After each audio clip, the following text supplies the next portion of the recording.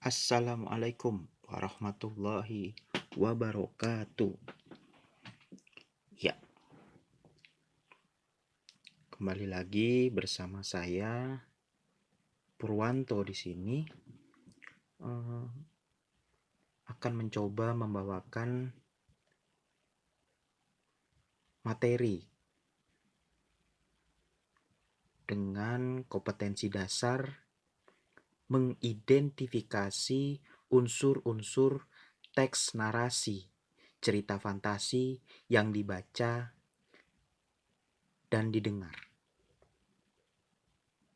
Adapun indikator pencapaian kompetensi atau IPK-nya. Yang pertama, menjelaskan ciri tokoh, latar, alur, dan tema pada cerita fantasi dan menunjukkan buktinya pada teks yang dibaca atau didengar. Kedua, menentukan jenis cerita fantasi dan menunjukkan bukti pada cerita yang didengar.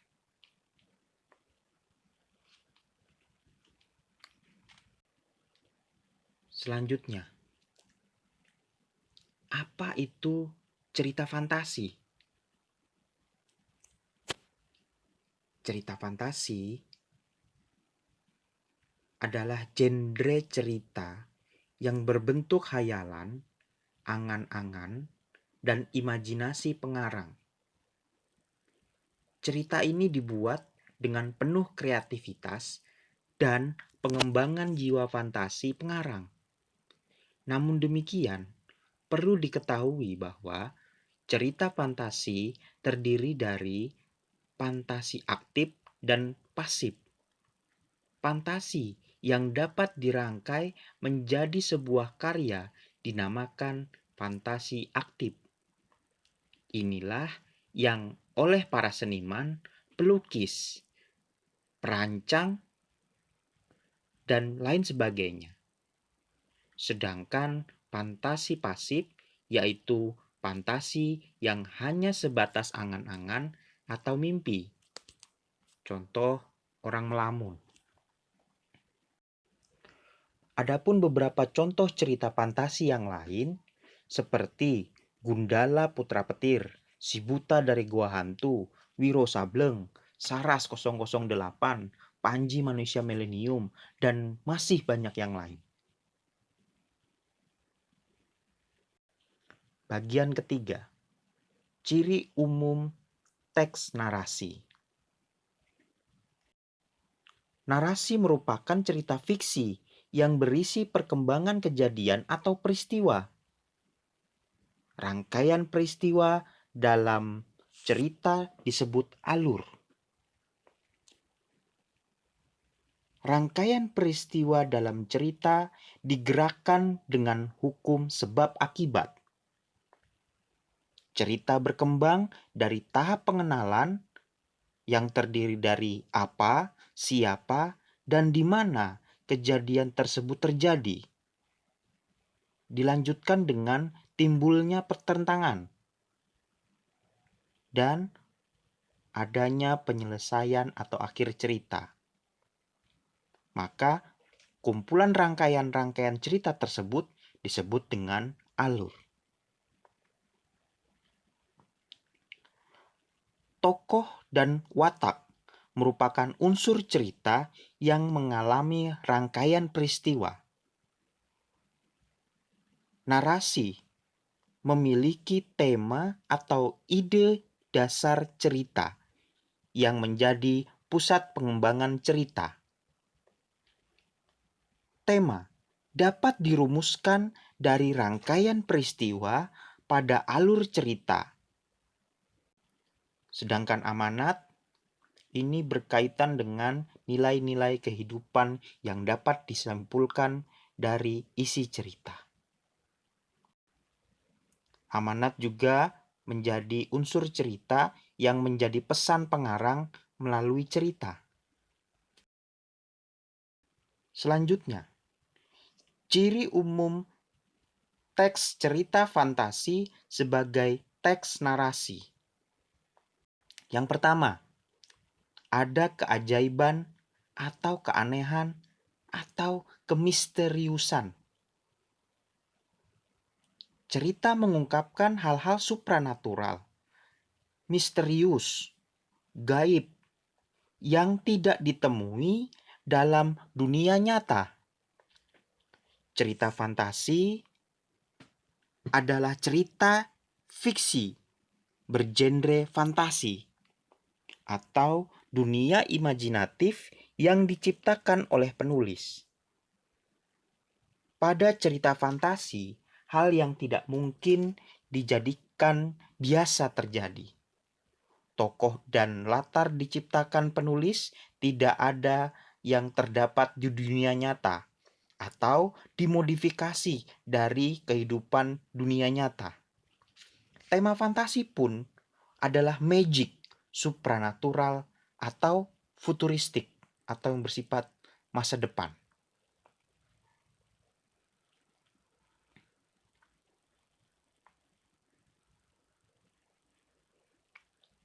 Kedua, ide cerita.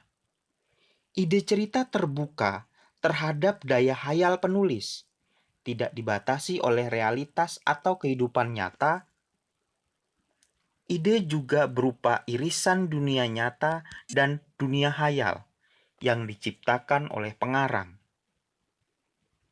Ide cerita terkadang bersifat sederhana, tapi mampu menitipkan pesan yang menarik.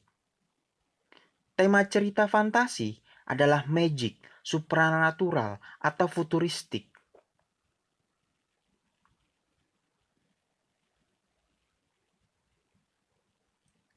Bagian ketiga, menggunakan berbagai latar, lintas ruang dan waktu. Peristiwa yang dialami tokoh terjadi pada dua latar, yaitu latar yang masih ada dalam kehidupan sehari-hari dan latar yang tidak ada pada kehidupan sehari-hari. Alur dan latar cerita fantasi memiliki kekhasan atau kekhususan. Rangkaian peristiwa cerita fantasi menggunakan berbagai latar yang menerobos dimensi ruang dan waktu.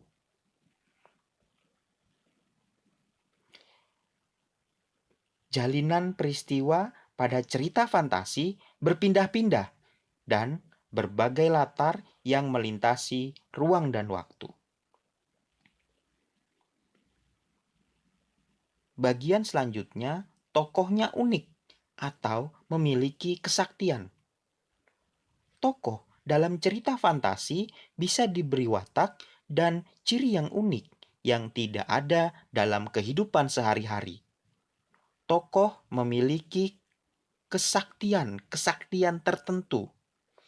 Tokoh mengalami peristiwa misterius yang tidak terjadi pada kehidupan sehari-hari. Tokoh mengalami kejadian dalam berbagai latar waktu. Tokoh dapat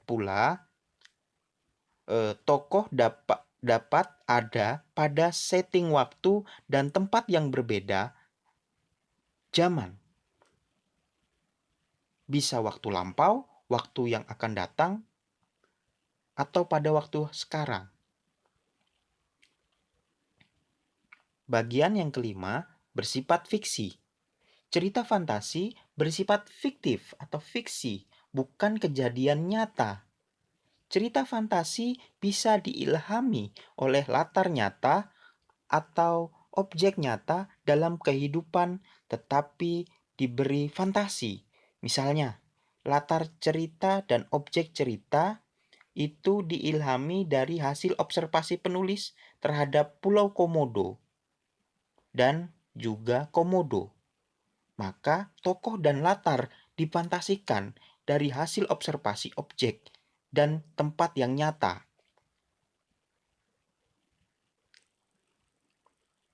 Yang terakhir, bahasa. Penggunaan sinonim dengan emosi yang kuat dan variasi kata cukup menonjol. Bahasa yang digunakan variatif, ekspresif, dan menggunakan ragam percakapan, bukan bahasa formal.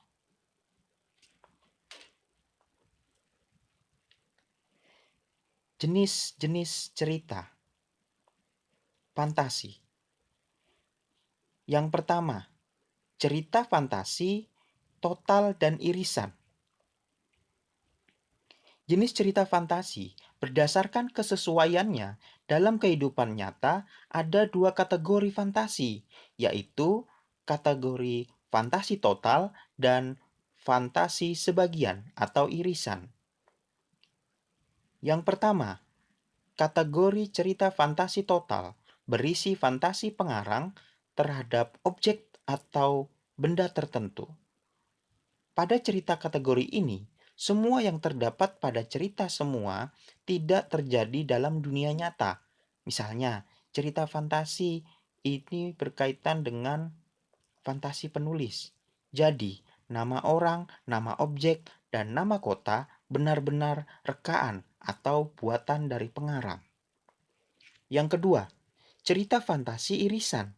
Cerita fantasi yang mengungkapkan fantasi tetapi masih menggunakan nama-nama dalam kehidupan nyata.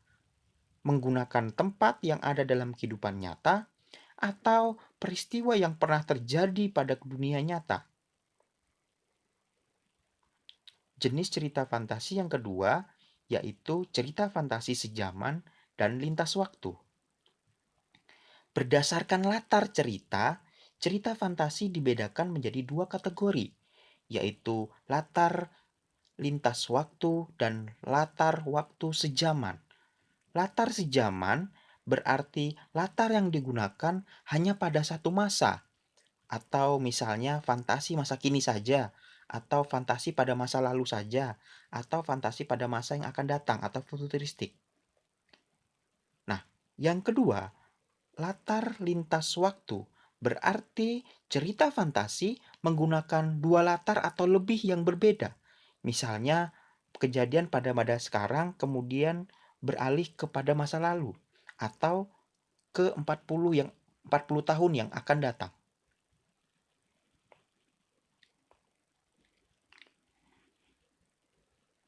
Struktur cerita fantasi. Struktur cerita fantasi umumnya hampir sama dengan struktur teks narasi, yakni terdiri dari orientasi, konflik, resolusi, dan ending. Adapun penjelasan dari masing-masing struktur tersebut adalah sebagai berikut. Orientasi. Pengenalan atau orientasi merupakan sebuah bagian di mana pengarang memberikan pengenalan tentang penokohan, tema, dan sedikit alur cerita kepada pembaca. Konflik. Konflik sendiri merupakan bagian di mana terjadi permasalahan yang dimulai dari awal permasalahan hingga menuju ke puncak permasalahan. Resolusi. Resolusi merupakan penyelesaian dari permasalahan atau konflik yang terjadi. Resolusi sendiri merupakan bagian penentu yang akan mengarah kepada akhir cerita atau ending. Sedangkan ending merupakan penutup cerita fantasi. Ending sendiri dapat dibedakan menjadi dua. Happy ending di mana tokoh utama menang dan hidupnya bahagia. Dan yang lain adalah sad ending di mana tokoh utama tewas setelah mencapai tujuan atau yang sebagainya.